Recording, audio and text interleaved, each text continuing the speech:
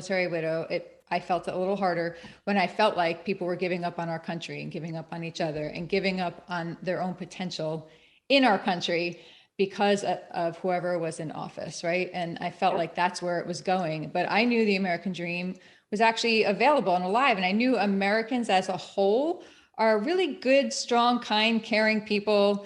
I think we've just forgotten how to disagree, really. I think that's what it boils down to. But and I knew a lot of these people had come into our lives, and that's why we wanted to share their stories out. But the American dream itself, we know it's still alive and well, even though this is without a doubt a very challenging time for all of us, to build it in our own way. But we also know that it just looks different for everybody. Like the American dream isn't one thing for everybody. What's your version may look like, you love social media marketing, me and not so much, all right? But that's your dream, that's your path, and mine is over here. But we do like to ask our guests, like, what is your own personal vision of your own dream life you would build here in America? Yeah. So this is interesting because I'm not going to answer for my husband, but I'm also going to bring him into this story. So Perfect. my husband didn't grow up in America, or in the United States, rather. He grew up in South America. He grew up in Honduras Mhm. with a tin roof, like straight up San Pedro Sula. Like life was very, very, very different. And I grew up my parents were on welfare and food stamps in different seasons because my dad was a pastor and my mom was a worship leader.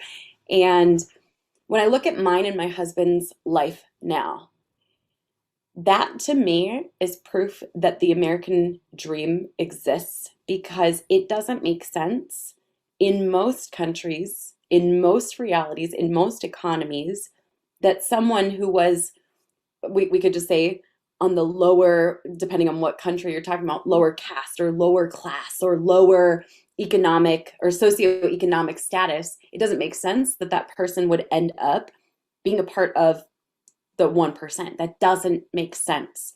And I think that to me explains that the American dream is real. There is opportunity here. There is the ability to build what you want to see. And my husband also, I think, is a really great example. I know some people could say, like, yeah, but he just married you. Well, we didn't have it when we got married.